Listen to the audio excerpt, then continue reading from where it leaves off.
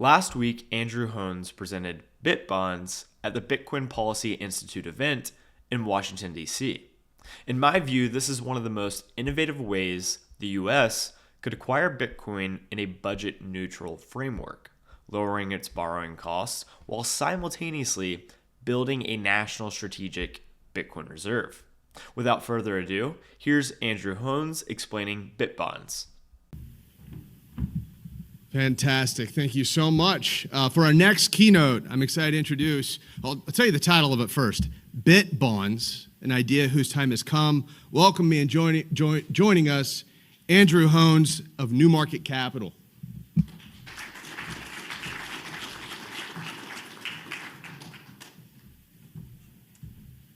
Good afternoon, good morning, everyone. I'm thrilled to be here. My name is Andrew Hohns. I'm the founder of New Market.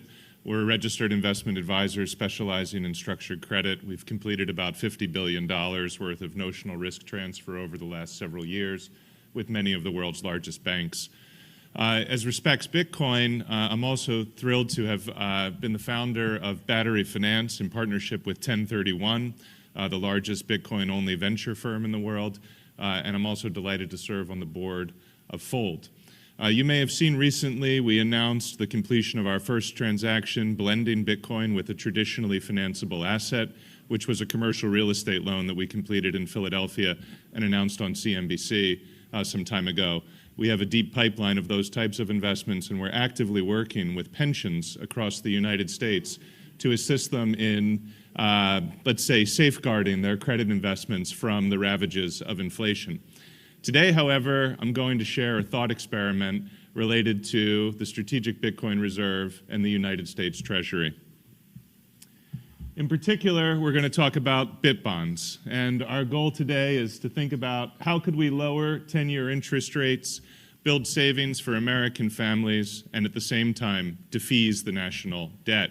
These are three pretty big objectives, but I think that they're remarkably achievable when you begin to perceive the compound annual growth rates of Bitcoin. And in many ways, Michael's talk earlier today set the stage for this in a beautiful way. First of all, we have $9.3 trillion of federal debt that's coming due within the next 12 months. The interest rates on that debt have dramatically increased over the last 3 years, and refinancing it at today's interest rates will create an extremely profound burden on taxpayers.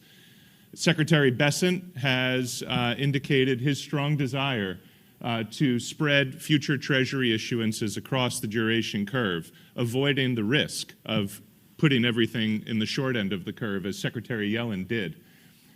President Trump and Secretary Bessent have also indicated their strong interest in lowering 10-year interest rates, which have an important effect on consumer finance, mortgage finance, auto loans, as well as the federal interest expense. President Trump created the Strategic Bitcoin Reserve, and in particular directed the United States government to identify revenue-neutral ways to acquire Bitcoin. By creatively integrating Bitcoin into Treasury bonds, I would like to suggest that we can significantly reduce the borrowing costs of the federal government and defease the debt. And in particular, I would like to propose that for Americans that purchase these bonds, that they be tax-free from both interest as well as capital gains and offer a very strong way for American families to rebuild wealth. So what's the program? It's actually pretty straightforward. $2 trillion bond issuance, 10% of the bonds go for the purchase of Bitcoin, 90% go for other government purchases. Per $100, $10 buys Bitcoin.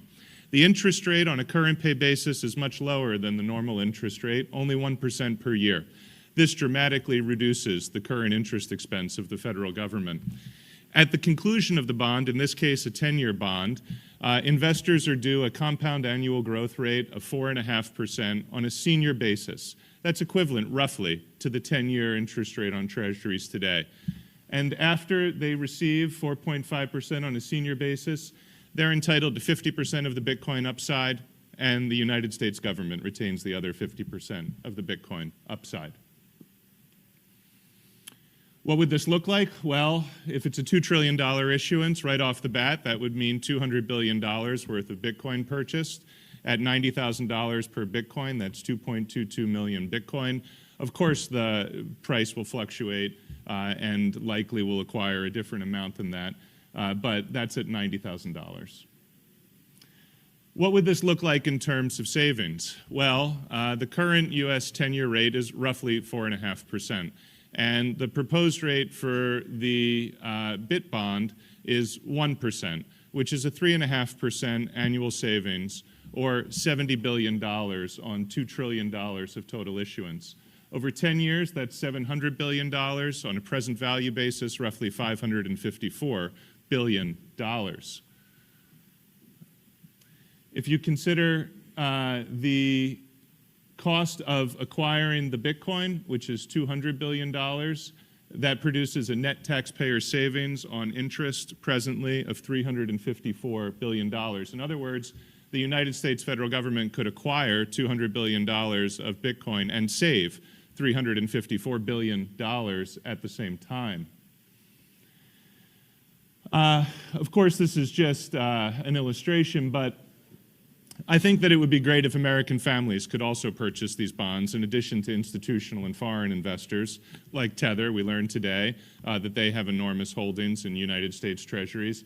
And institutional and foreign investors will be attracted to these bonds because they can serve as eligible collateral for a range of different swap and derivative arrangements. But for American families, I would like to propose that the BitBonds be free of income tax and free of capital gains tax in order to put a tremendous tool for savings in the hands of everyday Americans. What would this look like? What could an American family expect to gain over the course of 10 years? Well, there are 138 million American families, and if they purchased 20% of this total issuance, that would be a $2,900 investment per family. What I've illustrated on the right are the 4-year compound annual growth rates for Bitcoin at the 10th, 25th, 50th, 75th, and 90th percentile. And as you can see, at even the 10th percentile, the interest plus the Bitcoin upside on this bond would be $96.58 for a compound annual growth rate of just shy of 7%. And that's on a tax-free basis, a tax-exempt basis. At the 25th percentile, you're looking at 9.33%, and at the 50th percentile, you're looking at a tremendous return over a 10-year period, 17%. What would this look like for the government, for the United States of America? We would dramatically reduce 10-year interest rates. We've already discussed that. Significant savings, $554 billion present value savings. Substantially reduce dramatically reduce the interest rates from 4.5% to 1%. That can ripple through the rest of the Treasury market and reduce mortgage borrowing, reduce auto borrowing, reduce small business lending costs, so many different advantages. Also substantially reduce the interest expense for the government. That's where the present value component comes in. Revenue neutral acquisition of an enormous amount of Bitcoin. And if you take a look at the CAGRs, and we have a symbolic one in there that I want to draw your attention to. But if you take a look at the 25th percentile compound annual growth rate, 37% per year, which, by the way, is exactly equal to Michael's bull case for Bitcoin in the year 2045 on a CAGR basis, that produces a government upside in this structure, and I did not plan it this way, it just turned out this way. That produces a government upside in the structure of 1776. 1.776 trillion US dollars. That's after 10 years. As you extend this out to 20 years, in the year 2045, the compound annual growth rate of the 25th percentile, 36.62%, produces a government entitlement of Bitcoin that is slightly greater than $50.8 trillion, which is the expected size of the funded federal debt in the year 2045. In other words, with this plan, we're in a position to defease the federal debt. In summary, BitBonds are a win-win-win. We're looking at dramatically lower interest rates in the form of savings, $554 billion of present value savings.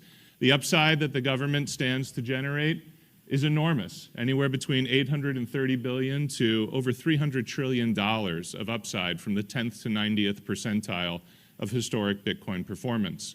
The debt offset is significant at just the 25th percentile of performance. This is a plan that can defease the entire debt. The family wealth creation is remarkably powerful. This puts in the hands of everyday American families a tremendous tool to defend against inflation.